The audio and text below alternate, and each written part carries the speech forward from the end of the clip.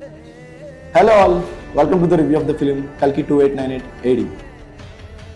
As I am sharing my first review with you all, కల్కి అనే cinema గురించి మీ అందరికీ చెప్పాలంటే నాకు ఎందుకో నాకు అసలు ఆ సినిమా రివ్యూ ఇవ్వడానికి I'm not that much capable ఏమో అనిపిస్తుంది.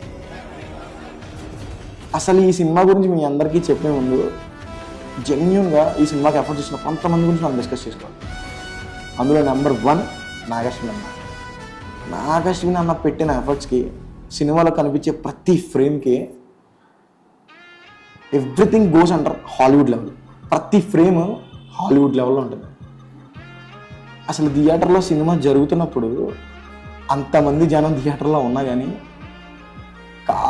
వంగి నీకు నమస్కారం పెట్టాలనిపించింది అన్న. Hats off for your vision. అసలు ఎవ్రీ ఫ్రేమ్లో ఆడియన్స్ని ఒక్క చోట కూడా అంటే మనం చూస్తుంటాం కదా, ఎవ్రీ ఫ్రేమ్, ప్రతి ఫ్రేమ్లో ఆడియన్స్ని ఒక్క చోట కూడా గ్రాండెడ్గా తీసుకుని ఒక డైరెక్టర్ నాగశ్విన్ అన్న. And coming to the second point, number 2, Santosh Narayana.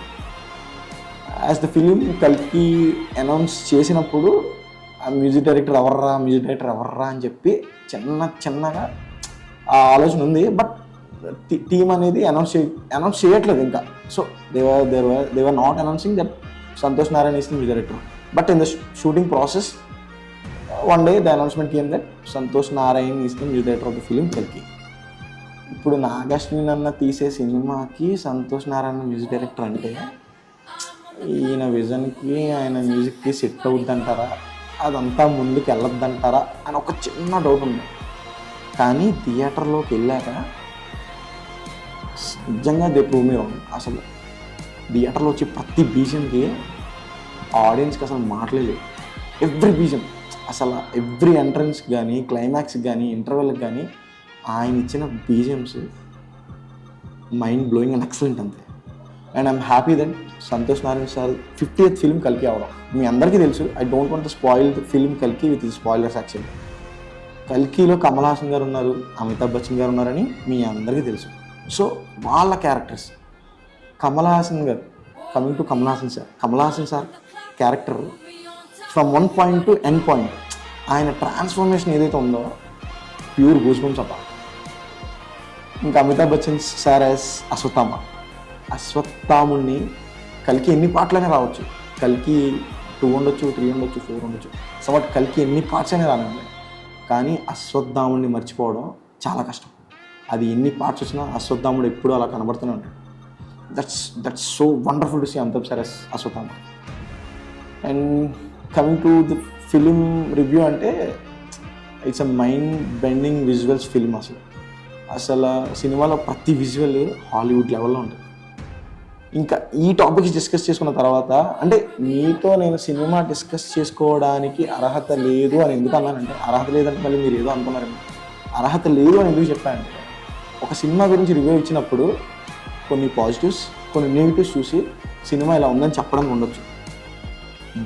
But అసలు ఏమాత్రం నాగశ్విన్ సార్ ఆడియన్స్ని గ్రాండెడ్గా తీసుకోలేదు.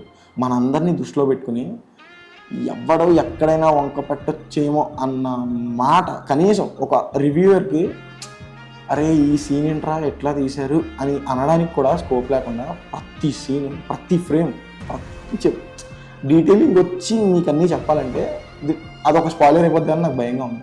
So I don't want to spoil your time with my spoilers. So మీ అందరూ యాక్చువల్లీ మీరు అందరూ థియేటర్లోనే చూస్తారనుకోండి. బట్ కొంతమంది ఎవరైనా నెగ్లెక్ట్ చేసే వాళ్ళంటే వాళ్ళకి మాత్రం చెప్తున్నాను, don't miss this film in theatres.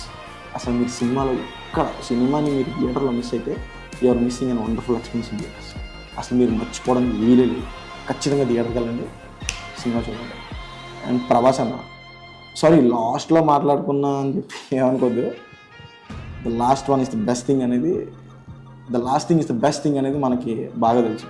Prabhas అన్న గురించి లాస్ట్లోనే ఎందుకు చెప్తున్నా అంటే, it's better to have some more content about Prabhas అన్న.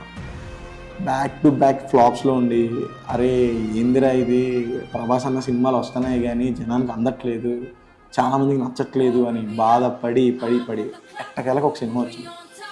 అలా సినిమా ఫస్ట్ స్టార్ట్ అయినప్పుడు ఓ బుజ్జిగాడు, ఒక ఏక్ నిరంజన్, ఒక వర్షం, అందులో బుజ్జి బుజ్జిగా క్యూట్గా ఉన్న ప్రభాస్ని మీరు పూర్తిగా ఎంజాయ్ చేస్తారు.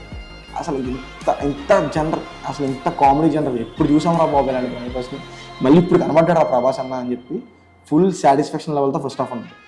And coming to the second half, ఆ హీరోయిక్ ఆ కామెడీ నుంచి సడన్గా ట్రాన్స్ఫర్ అయ్యి హీరోయిక్ యాంగిల్గా ప్రభాస్ అని ట్రాన్స్ఫర్ అయ్యే విధానం ఈస్ అల్టిమేట్ అసలు. And coming to the interval and the climax, సినిమాలో ఇంటర్వెల్ క్లైమాక్స్ గురించి ఖచ్చితంగా మాట్లాడుకోవాలి. బట్ సినిమా గురించి అయితే చెప్పను, ఆ ఇంటర్వెల్ వచ్చి ఆ క్లైమాక్స్ వచ్చి the most beautiful parts of the film. అసలు నేనైతే ఆ రెండు నా మైండ్లోంచి పోవట్లేదు. అసలు కల్కి అనే ప్రపంచంలోంచి బయటికి రావడం చాలా కష్టమండి.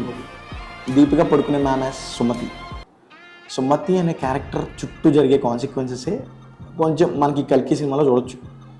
అండ్ సుమతి అనే క్యారెక్టర్ చాలా ఇంపాక్ట్ఫుల్గా ఉంటుంది. ద వే దీపిక పడుకునే ma'am carries the is and తన క్యారెక్టర్ని తను డిస్క్రైబ్ చేస్తున్న విధానం, మన నాగేశ్వరి సార్ డిస్క్రైబ్ చేసిన విధానం మాత్రం చాలా ఎక్సలెంట్గా ఉంది. అది మీ అందరూ థియేటర్లో చూడాలి. యాజ్ ఎ మదర్గా తన ఫీలింగ్స్ని ఫేస్లో అచ్చుగుద్దని చూపించారు. నేనైతే చాలా ఇంపాక్ట్ అయ్యి ఆ క్యారెక్టర్. అంతేనండి, కల్కి సినిమా రివ్యూ ఉంటా. మళ్ళీ ఓ మంచి సినిమా రివ్యూతో కలుద్దాం. Until then, please subscribe to our channel, Scene Screen Reviews.